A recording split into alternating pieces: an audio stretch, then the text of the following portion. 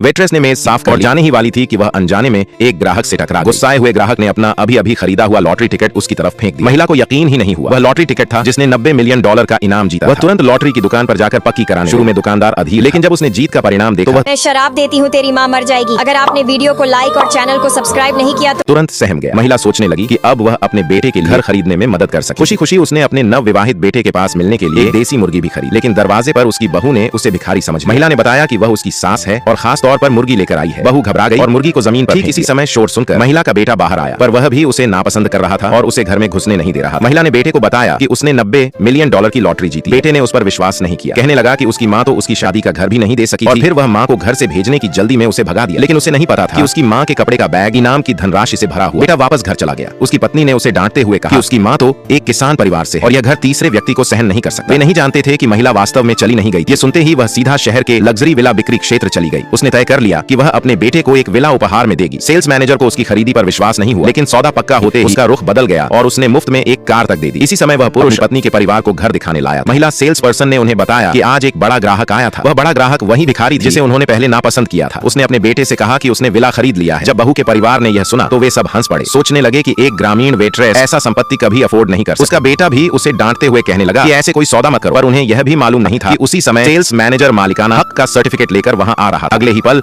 ये लोग अपनी मूर्खता की कीमत चुकाएंगे। अगले पार्ट के लिए सब्सक्राइब।